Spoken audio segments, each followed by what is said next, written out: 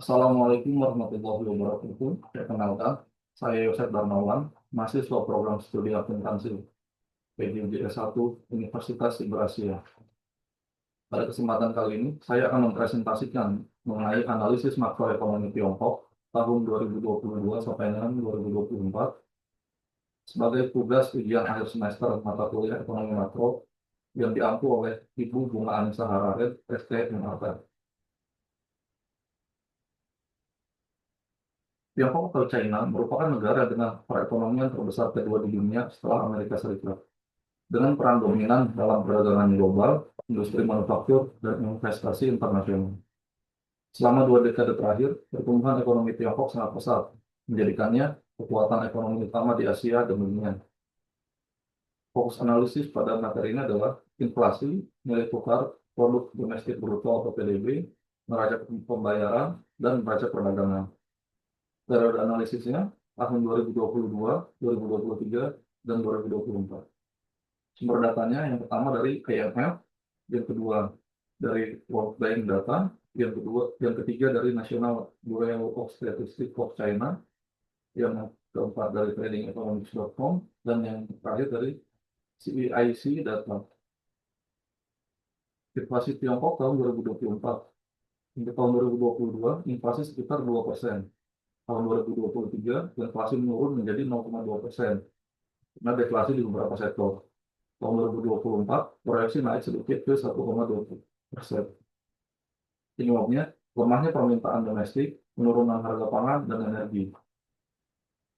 Kursnya, nilai tukar Yuan Renminbi terhadap USD 2022, 6,7 RMB per USD, 2023, 7,1 RMB per USD, melemah, yang kedua 2024, 7,2 RMB per USD, cenderung melemah juga. Faktornya, suku bunga The Fed, ketegangan geopolitik, dan ekspor melemah. Pertumbuhan PDB Tiongkok tahun 2022 3%, terendah dalam beberapa dekade. 2023 5,2%, pemulihan pasca COVID. 2024 4,8%. Sektor utamanya industri manufaktur, teknologi, dan infrastruktur. Ini adalah pergerakan ekonomi dari Tiongkok sesuai dengan data di atas. Neraca pembayarannya, surplus transaksi berjalan tetap tinggi. Tahun 2022 403 miliar US dollar, 2023 280 miliar US dollar, 2024 proyeksi menurun akibat turun ekspor. Aliran modal keluar meningkat karena investasi asing turun. Neraca perdagangannya, ekspor lebih besar daripada impor. Surplus perdagangan tetap tinggi. 2022 ekspor 3,59 triliun US dollar, impor 2,72 triliun US dollar.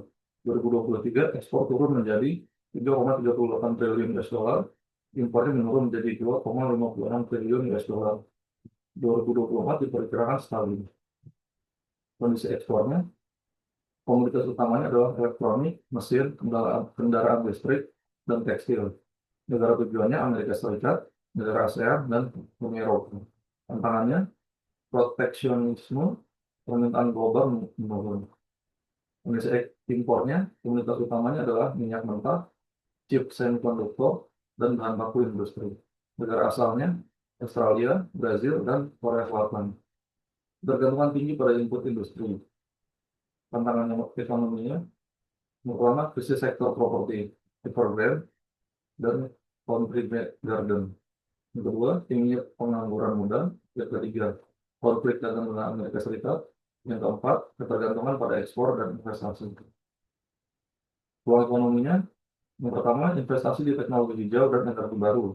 Yang kedua, Belt and Road inisiatif memperluas pasar ekspor.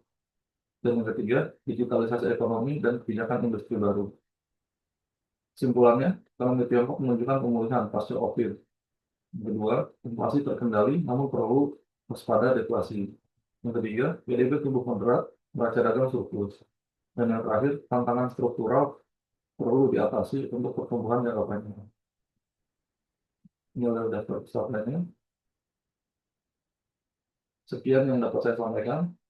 Bila terdapat kekurangan mohon dimaafkan. Wassalamualaikum warahmatullahi wabarakatuh.